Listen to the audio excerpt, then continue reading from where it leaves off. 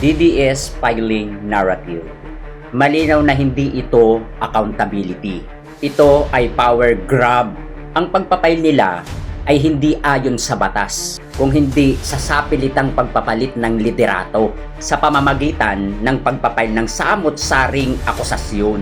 Yes, masasabi nating akusasyon. Dahilan kung bakit binabasura ang kanilang mga ipinapail dahil busog, siksik liglig sa kasinungalingan. Pero pagdating sa ebidensya, wala silang maipakita. Sa pagpapail nila ng impeachment, isang malinaw na takot ang namumutawi sa kanilang mga dibdib. Kung talagang sa tao at para sa tao ang kanilang mga ginagawang ito, bakit hindi na lang daanin sa eleksyon?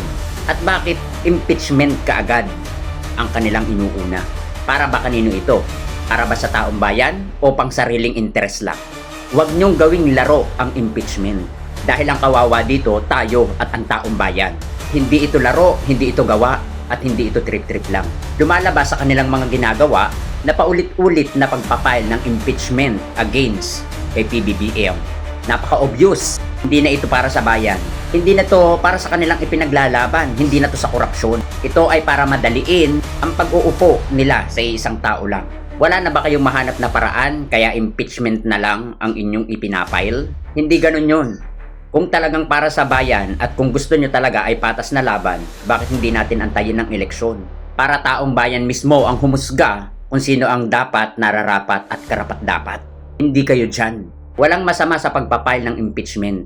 Kiging masama lang ito kung hahaluan nyo ng pangsariling interes. Malaki ang pagkakaiba ng accountability sa ambition. Napakalinaw, ambisyon ang nangingibabaw. Ambisyon na ang magbe-benefits ay sila mismo, hindi ang taong bayan.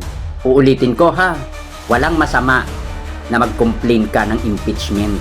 Pero hindi naman yung obvious na obvious, napapaghalata eh. Wag ganon. Doon kayo sa par.